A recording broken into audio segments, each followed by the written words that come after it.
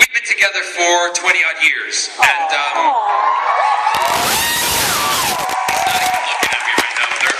me and my sister are texting. Each other. I'm talking about us at night! So we're, over 20 years we've been together. The one thing that we decided to do, particularly when we had our civil partnership in the UK, you know, for us, when we were married, in our eyes, was when we signed the papers for our first mortgage. That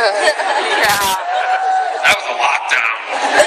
Because both of us at that time signed it, and really at that time we're going, oh my God, how are we going to afford this?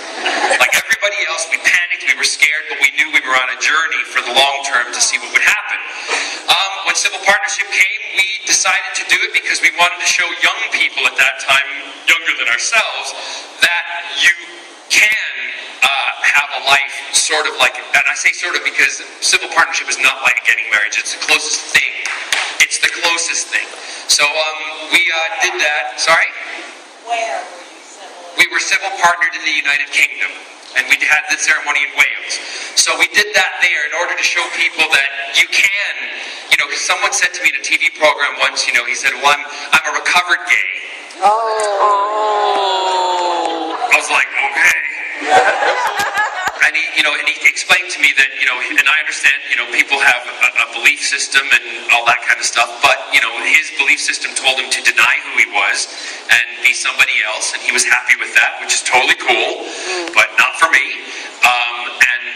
He said, you know, the reason I don't live a gay life anymore is I want a big house, I want a picket fence, I want the dogs, I want the kids, I want the nice car, and I want the wife. And I said, well, I've got the big house, I've got the picket fence, I've got the nice car, I've got the dogs, we might have children, and I've got the wife sitting over there.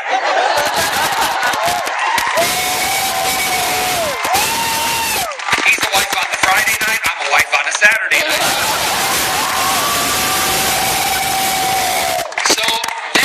We decided to come. The really difficult thing is when we would come to California, and you know I travel an awful lot, and when we have a home in Palm Springs, and when Scott and I would go to Palm Springs, we'd arrive in California, he'd have to go in one line, and I would have to go in another, and if we tried to go through in the same line, they actually said to us, he goes over there, we don't recognize that stuff here. So for me immediately, I was like, we have to do something here, we've got to push for it as much as we can here for the overthrow of Prop 8, and when other states are going for it, you see couples doing lawsuits. It's our duty, us in this room, if you believe in it, our duty as human beings, like Captain Jack, to stand on that fence and make a decision and back them up so that states will change it.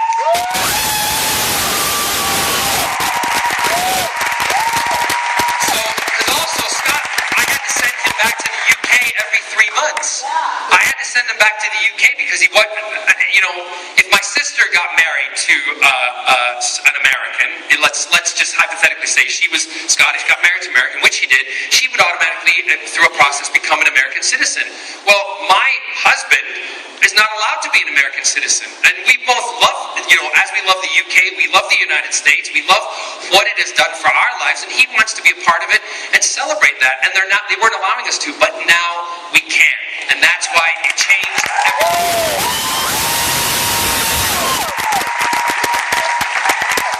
Sorry, I'll get off the soapbox now. I'm really passionate about it because the one thing I don't like seeing are people being, and you know, other people say, well, it's a choice. No, it's not a choice. I live this. I know a lot of you live it. I wake up every morning and I didn't decide one morning to get up and go, oh, I'm going to have coffee, eggs, bacon, and oh, I'm going to be gay. It doesn't work that way. If you decide later in life, you've always had it there. You've just been suppressing it and denying it for some reason whatsoever. But born gay, you are gay, and that's it. We can't do anything about it.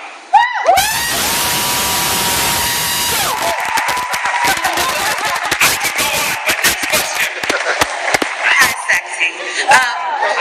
Did you bring your collection of superhero underwear?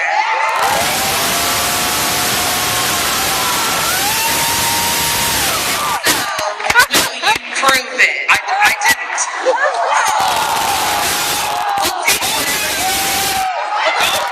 Hold on a minute, I wore this. We got a surprise a little bit later for you, but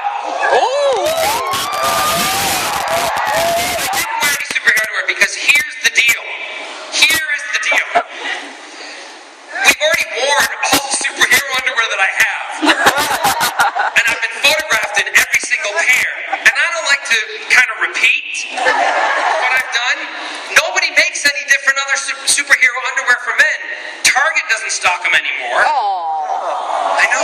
awful.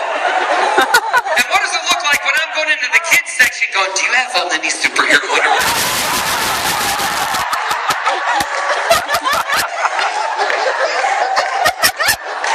I mean, I'm open to a lot of things, but not that, all right? So it's very difficult to go, I have no idea what you're shouting all the time. What is it? What did you say?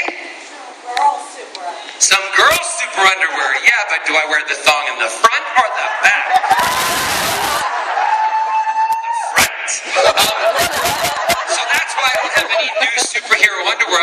I've tried to find them. So if anybody finds, you think of all places it would be at a con, they'd have some superhero underwear. Yeah. Right? But they got a lot of boxers. I don't wear boxers because